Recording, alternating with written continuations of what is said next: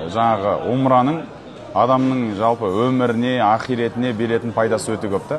Одан кейін мен ылғи да айтамын да, осы қалада жалпы мұсылмандардың көп деп бас қосатын жері. Мысалға бұл қалада өздеріңіз көріп жатсыздар, бір мұсылмандар қайтып жатса үйлеріне, екінші мұсылмандар олардың орнын толтырып қайтып келіп жатыр да.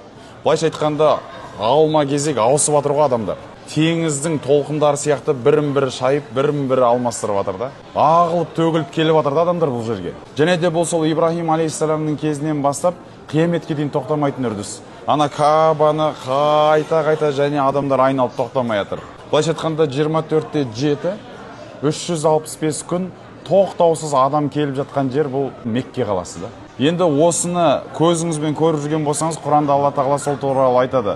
Ибрахим пайғамбарға: "Ва аззин фин-наси бил-хадж я'тука риджалан ва аля кулли дамирин я'тина мин кулли фаджин амиқ." Ибрахим, оларды сен шақыр қажылыққа дейді. Анау Кағбаны салып қойған, енді шақыр дейді. Я Раббым, Алла, қалай шақырам оларды? Олар мені естімейді ғой дейді. Олардың дейді, жаяулатып және де көліктермен әлемнің түкпір-түкпірінен теңіздің толқыны сияқты осы жерге ағылып, төгіліп, бірі кетсе екіншісі орын толтырып жатқанын көресің қияметке дейін дейді. Сен шақыра бер, мен олардың жүрегіне бұл жерге деген махаббатты өзім салып қоямын деген.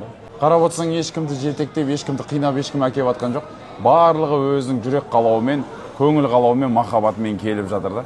Былайша айтқанда, бұл жерде Алла тағаланың адамның әу баста жаратылысында жүрегіне бір рухани күш, рухани махаббат салып қойғанда бұл жерге деген. Бұл біздің ислам дініндегі ең қасиетті мекен ғой, Мекке. Екінші қасиетті мекен бұл Мәдина қаласы, пайғамбарымыздың мешіті. Үшінші қасиетті мекен бұл Иерусалимдағы Ал-Ақса мешіті.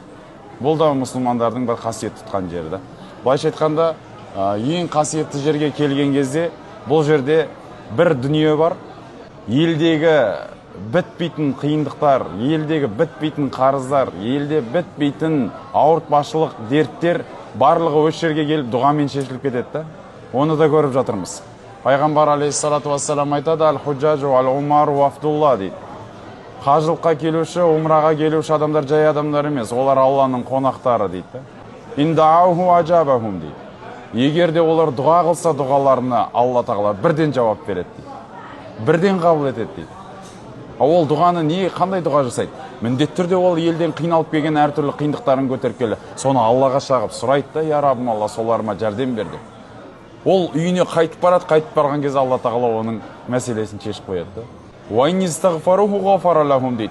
Және де тағы да бір нәрсе дейді. Ана жақтан ол жай келген жоқ қой. Таудай күнәларын арқалап келген ана жаққа. Күнәларына кешірім сұрап кететін әже дейді. Бірден кешіреміз дейді ғой. Осы жерге келіп бірден кешіре саламыз күнәсін дейді. Былайша айтқанда, Мекке, Мәдина қаласының адамның баласына беретін нығметі өте көп та.